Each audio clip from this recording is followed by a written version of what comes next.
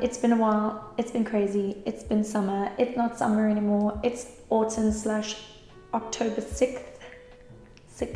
It's insane that time has flown by so quickly. The thing is, when you're doing home renovations and you're working and there's a bunch of other things going on top of each other, yeah, you just fall behind. So apologies for not posting any more updates regarding the renovation, but here is the first step in this process. I'm going to focus on one aspect of the home before I branch out to the rest of the house, because there's just so many parts of this house that we were renovating that it's so much information. So yeah, we just I cannot fit that in an entire video. I'm gonna start from the main focus of the house, which for me, my main focus for this house was the kitchen, because that's, I guess, in my opinion, the heart of the home.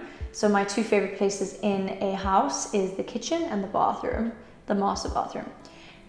So those two places are most important to me. So I wanted to start with the inspiration. So first of all, you know what the house looked like because of my previous video. If you haven't, it's just a walkthrough of the house before we ripped everything out, as in all the old stuff that the previous sellers left behind. So you know there's big windows, and there was a wall up between the kitchen and the lounge. The lounge for me is like a living room or TV room area. We call it a lounge in South Africa.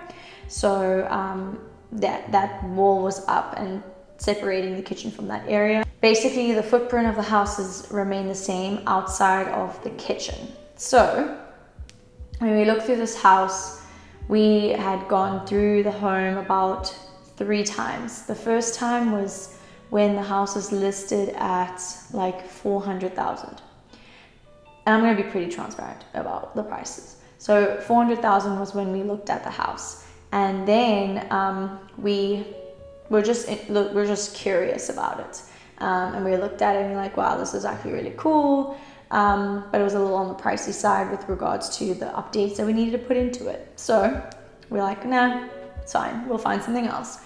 Then the price dropped and it was at 359. We're like, okay, we have to see it again. For the second time, we were very, very adamant on our possible contractor, person who we knew personally. Well, my husband Steve, he knew him personally from church way back in the day. Let him come with us and tell us if these walls can come down in the kitchen, because for me, I had to have an open concept kitchen. He walked through, he's like, yep, it's possible. So we put in our offer, we went through with the purchase, and we then had the contractor come through and get an architect to look at the beams and all that stuff. But obviously, that was why we bought the home. We knew we could open up the kitchen. Now part of the planning.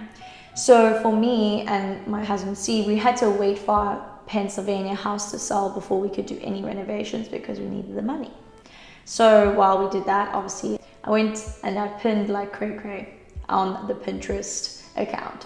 So for my Pinterest, I obviously started at the kitchen vibe first. So I knew I wanted to have a very light and bright and airy home. I wanted to be very neutral palette, like I said, very bright, very open, warm and inviting, but with some cute contrast pops here and there. And I didn't want to be too boring, but I also wanted it to be relatively classic. My style is and it always has been, minimalism, contemporary / modernism, Bauhaus. I love the Bauhaus movement. Just mid-century modern was more of a recent thing, I would say, as of the last year and a half. But it's more so, modern and minimalistic and neutral tones, neutral palettes. So for the kitchen, one of my main things that I had to have was a waterfall island, because I saw this kitchen which was flippin' fabulous flippin' fabulous, and I was like, that's the kitchen, I need this kitchen in my life. So I saw this picture. I'm screen recording, obviously I'm gonna pop it on the side. So this kitchen was just, you know, dream kitchen for me, because the flooring was just so warm, and the wide planks and woody toned, and then the island was like a really nice statement piece, bright and light, and a giant island, which is really what I wanted. And the waterfall just looks really gorgeous in my opinion. The marbling is not as crazy on ours. Obviously we have a kitchen island here right now, I'm sitting right next to it, which I will show you obviously, but you have to wait. I'm gonna get there. Be patient. But yeah, so that was a really big inspiration for me. And here's the another side of it. So it's looking into the kitchen behind the stools, and I really love that open concept shelving.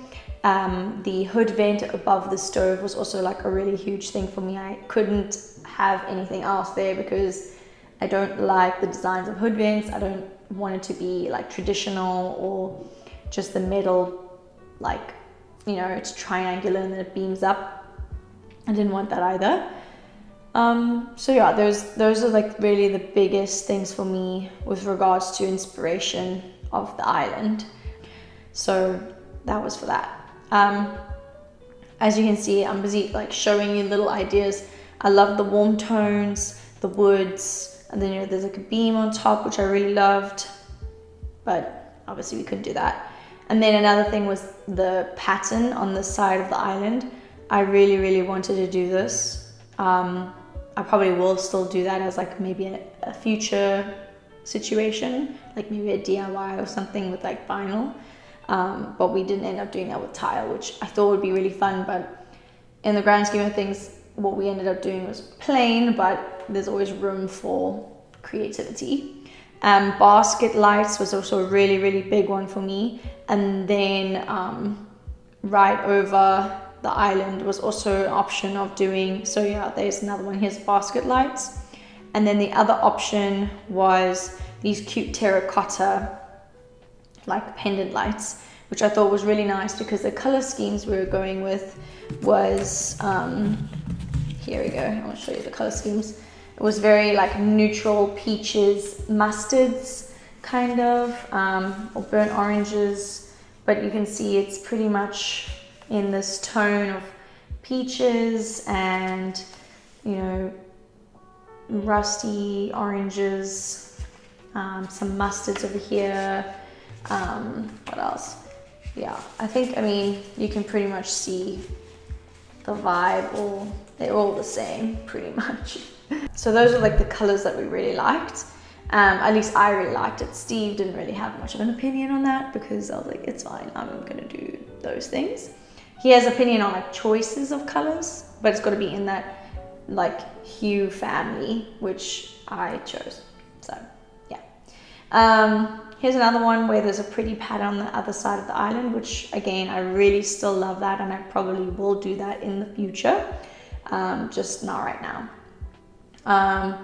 Another big thing was I saw that you could put receptacles, like plugs, in the island. That was really big deal because we weren't going to have the plugs on the waterfall anymore. You know, usually they put the plugs on the side of the island, but we weren't going to be able to have that. So I was like, where do we put them? And I found this picture. I was like, perfect. Like, that's exactly what we would do. And we ended up doing that. It worked out perfectly. So yeah, this is basically my little board of the vibe that I was hoping for. As you can see, there's been a very obvious pattern, which is the baskets, the waterfall island, and then the tones of the room. So that was Pinterest. Open concept shelving is obviously very risky if you're not a neat person, because those things always end up becoming untidy if you aren't a person like me who likes keeping things neat and tidy and in its place. You know, I can have like creative mess, but usually when I feel comfortable and happy, it's when everything is in its place, everything's organized, neat and tidy, and I will be able to keep the shelves nice and tidy. So on Pinterest, that's a really big way to obviously find inspiration. The other place that I find a lot of inspiration through is Instagram, and I save the posts. So for example, if I go all the way down to my home design folder, you will see I love that boho villa. I mean, when did I save that? 2018 January. So I started really loving the bohemian vibe as of January 2018. It seems like that was my first saved Instagram picture. Villa vacation, and it may have actually been inspired by my trip to Tulum at the end of 2017. My husband and myself, well, at the time we were only fiancés, but we had gone to Tulum, and we went to this beautiful location with, you know, it was a really beautiful Airbnb, or was it Airbnb? I think maybe it was just a hotel, but it was just so stunning and so relaxed and carefree, and made you feel so comfortable, and it just made you feel good being there. And that's what I wanted my house to feel like. I wanted to feel like you walk in, you're on vacation. As you can see, I'm starting to pick up on the oranges and the peaches color tones with the greenery, because obviously greenery is the best thing ever to have in your house to bring life to it. Here's another beautiful dining area. It's kind of a dining area. Yeah, I'm just now starting to fall really deep into the boho look, but also keeping it minimal. As you see over here, it's actually quite minimalistic in this picture. I didn't want it to be too greenery and everything, like overstimulating on the boho vibes. I still wanted to be pretty clean and fresh. Obviously, I'm going to be talking about like the exterior inspiration of the house, why I wanted certain things. You're already seeing a blend of stuff here in my Instagram, but yeah, this is basically the vibe that I was going for the kitchen and the house, because this was the vibe I wanted, and I knew Steve was going to be totally for it because he trusts me. Now, the next thing we did for our planning was we kind of rough estimated the space we had, which was over here. You can see we kind of drew it out of how many feet we had from the window on the end of the kitchen to the end of the wall where the sliding door was, which is where the walkout balcony is. So we were like, okay, we have that much space between there, and everything was very rough estimate because we had the kitchen wall blocking off, you know, where the kitchen stopped. And then this one, we went to a online free website, and we were able to kind of draw it out a little bit more. Here's and it was free. I didn't even know what the name of the place is called.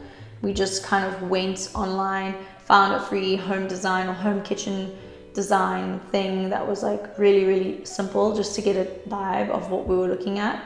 And we actually sent this to a actual kitchen designer so that he could show us exactly what the dimensions would be based on the sizing we gave him. Because obviously this picture here you see, we don't actually know what cabinetry sizes they had available. We were just pretending to like add cabinets in and all that. Now that was like an online kitchen design. There's another app that I found on the phone that I downloaded, and it's called Kitchen 3D.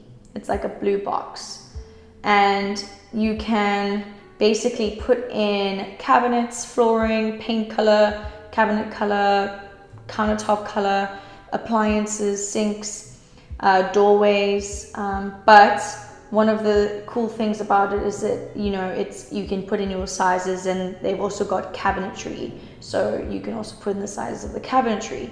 So it would be would be very beneficial to do something like that if you weren't able to get it in touch with a designer that was able to give you a free quote.